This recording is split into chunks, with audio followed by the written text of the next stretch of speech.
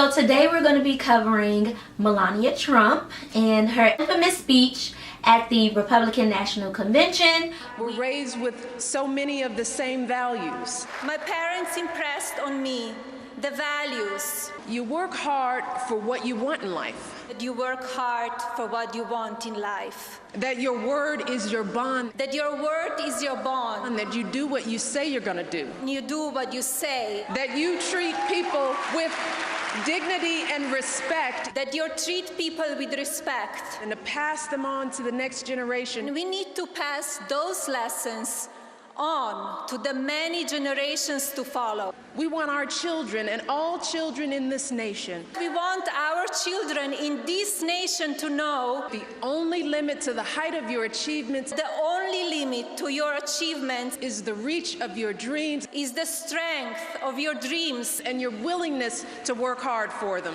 And your willingness to work for them. We all have heard about it, and I want to hear you guys' thoughts. I think she crazy.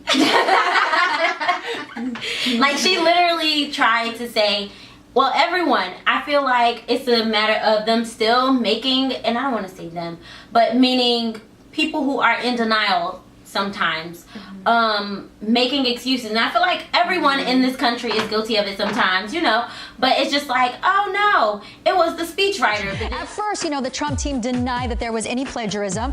Well, today their story has changed, and Scott Evans is in Cleveland with all the details and reactions. Scott?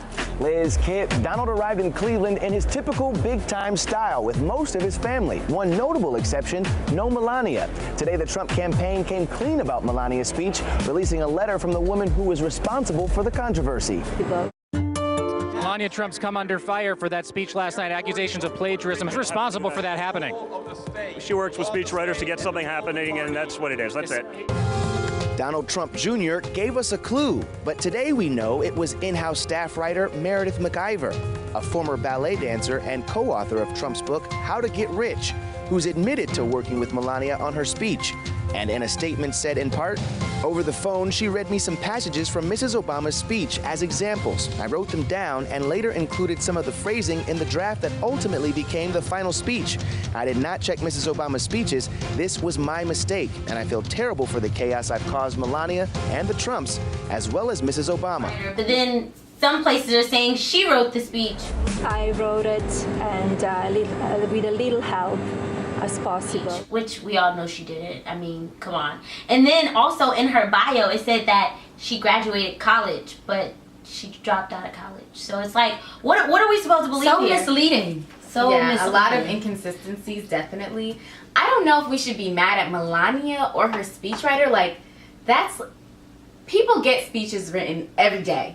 Every day. Every important person. So how can we really be mad at her? But who was proofreading? That's exactly. She should have been proofreading. And she definitely should have gone over her speech at least one time. I mean, I you know what? She did go over her speech. Because I cannot, like, if I'm doing the essay and I have to, like, present it to a class or something like that, I can't just go up there and read it straight through correctly on the first shot. Right. Especially, and that's a speech I wrote myself. Now, imagine if you didn't write it yourself. You would stumble. She didn't stumble, but she knew. She knew. That just proves that she's not fit to be a first lady, because she should know what the other first ladies have said. At least part of what they said. If she read the speech prior to going on that stage, she should have known, hey, this sounds kind of familiar. She shouldn't have known it word for word, but I mean, Michelle Obama is currently the first lady of the United States of America. Exactly. Right. So she should have at least watched the Democratic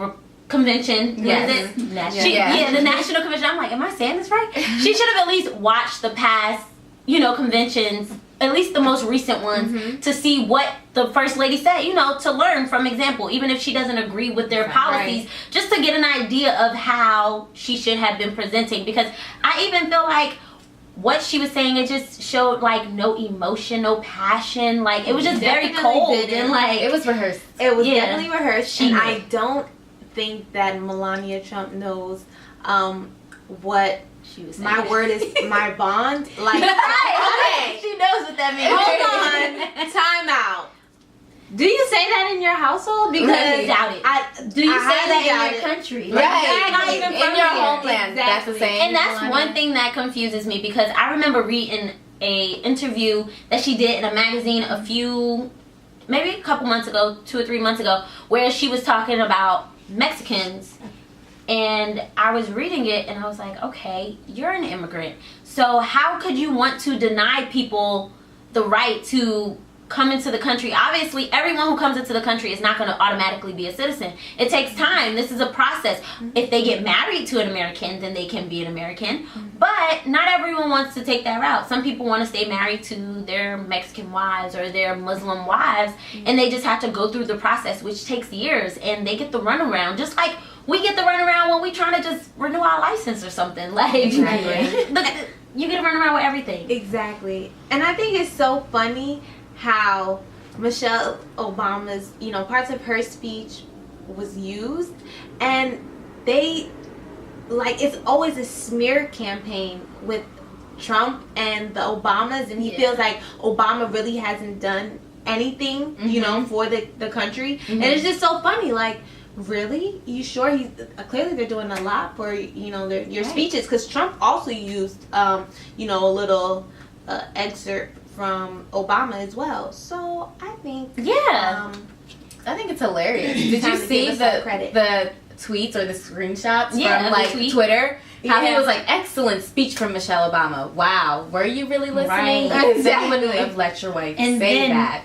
The speechwriter, I can't remember her name, but she put out a public statement basically saying that she was the one that wrote the speech, and her and Melania were on the phone, and Melania adores Michelle Obama so much that she was listening to her speech, and she actually was saying that to her, but as she was writing it, she didn't realize that those were the exact words from Michelle Obama's speech. But again, I ask, if Melania said this to you, she obviously knew that these were the exact words from Exactly. Michelle And as she was Obama's reading speech. it, she should have improvised on Exactly. that stage. Because Michelle Obama would have improvised. She exactly. sure. She would not have. That goes to show that she definitely doesn't come from a political background. Her nor her husband.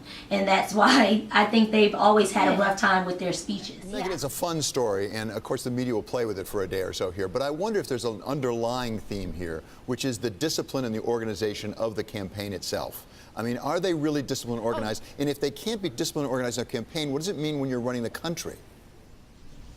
David, that's exactly the point. If you can't even get this kind of thing right on what is your headline note and what we've talked about as a night that she had to have a breakthrough moment, that he had to have a breakthrough moment last night. If they can't even do this right, if they can't do a rollout of the VP right, how are they going to get the rest of this campaign right? And those are the questions that people are asking. Whoever was working on this speech should have been enough of a pro to make sure that Melania Trump was not in this position. That was not done. It's evidence of the fact that this campaign got real big before it was ready and didn't do the basic campaigning as well as it should have. Yeah, I don't think they're qualified. I just think that anyone who's running for president should have held some type of office. But how much do you think that will really affect them when, Trump's made it this far. Like, people know that he doesn't come from a political background. They like the just freestyle speeches that he gives. They feel like it's more authentic. So how much will this really hurt her? I think it would hurt her a great deal, because I think people always forget that although Trump is very popular, he is not winning on the polls. Like, Hillary has been in the lead of the polls since it became between these two people. So I think it's really just a matter of the hype dying down.